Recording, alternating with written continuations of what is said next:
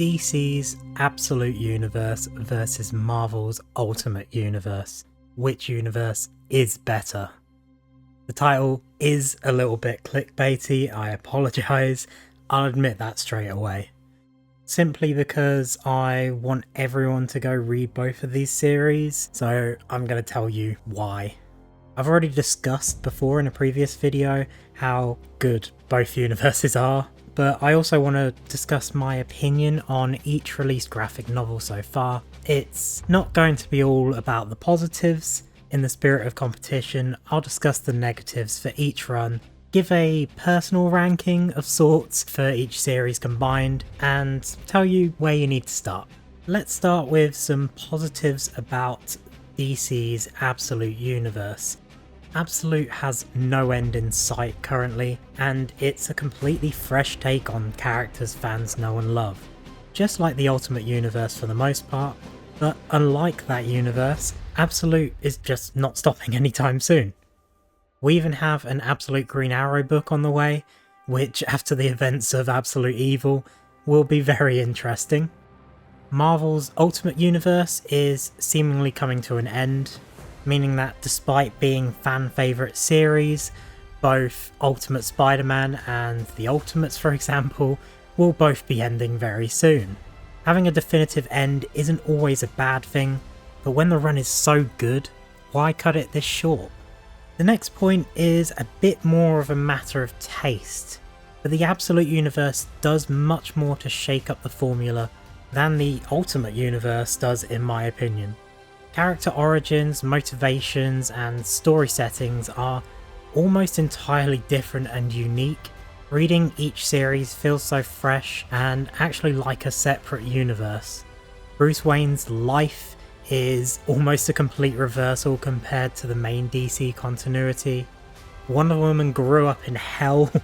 Now, that's not to say the Ultimate Universe doesn't have this sort of stuff at all. Of course it does. But despite the way that the story unfolds in the Ultimate Universe and how the Earth has been divided up by the villains, at the end of it all, it doesn't feel that much different than the normal Marvel Universe.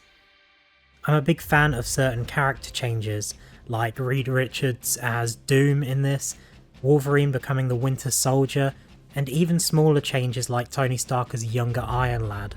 But when you look at the other heroes, and even the main Ultimates team, this universe's version of the Avengers if you weren't aware, Thor is mostly still just Thor.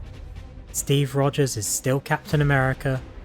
While there are some differences of course with these characters, it still just feels like these characters could slot into the main Marvel comics and nobody would bat an eyelid.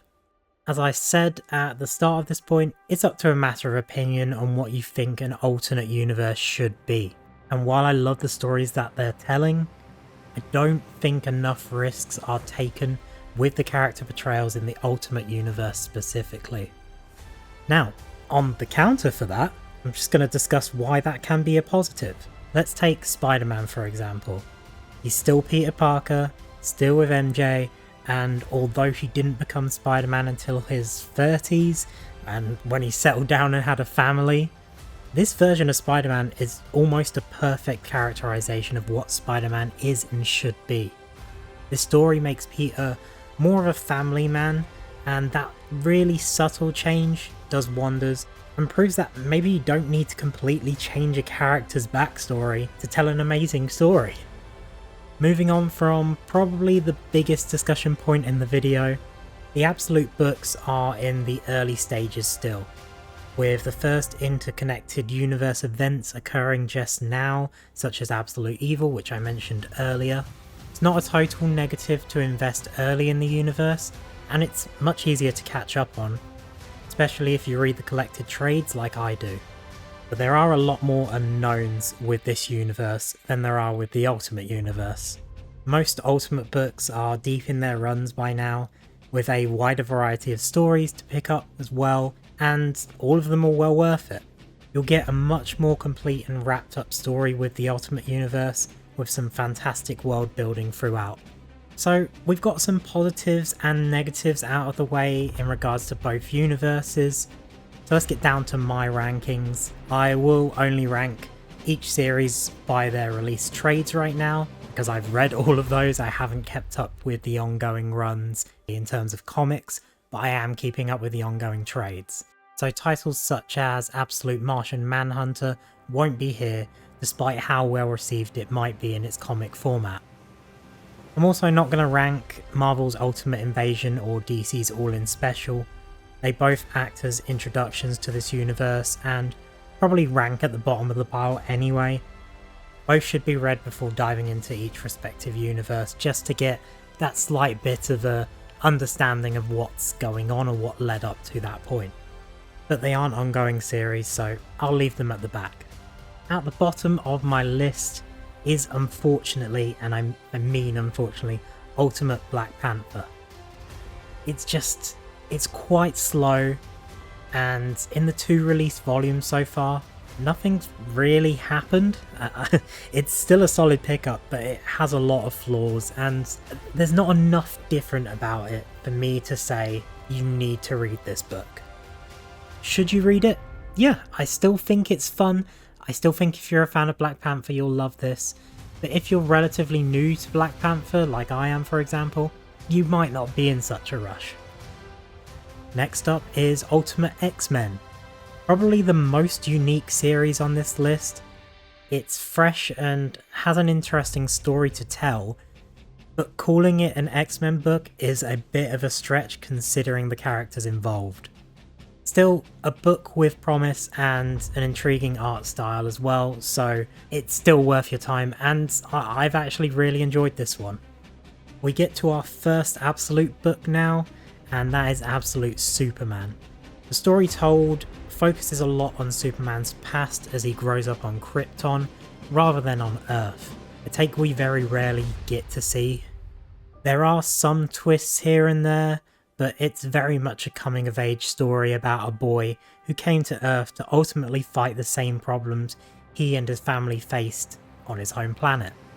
We're not deep enough into the trades just yet for me to give it a much higher ranking, but it is a worthwhile pickup. I've really enjoyed it. I'm excited to see what they do with the villains in this story, and we'll see, it could be much higher in the future.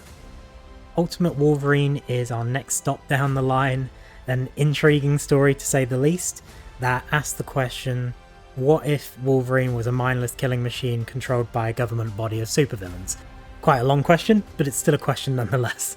It's one of the biggest changes to a character in the Ultimate Universe, and sets up some good conflicts to come.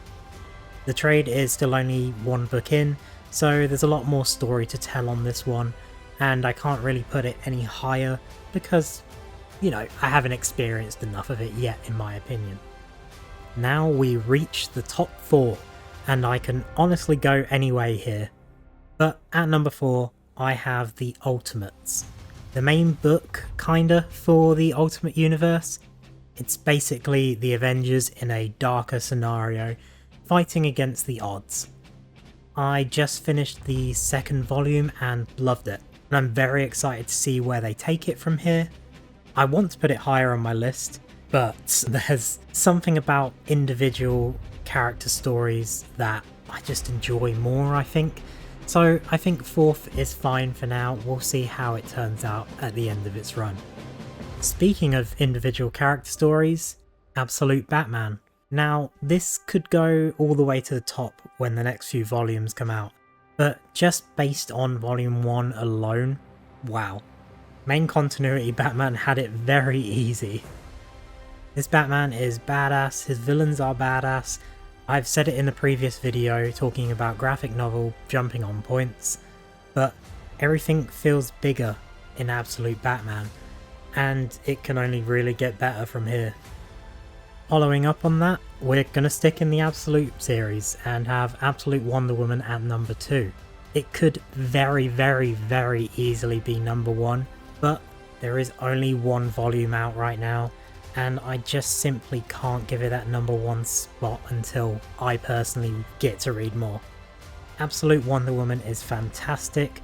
She's growing up in hell, deprived of all the luxuries of paradise, making sacrifices to save people.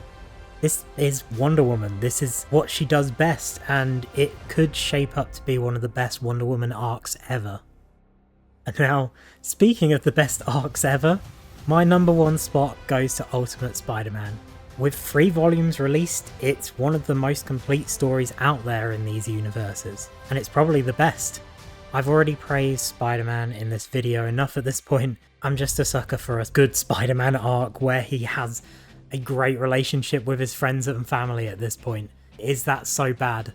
It's probably the book I would recommend the most to people interested in jumping into these universes right now.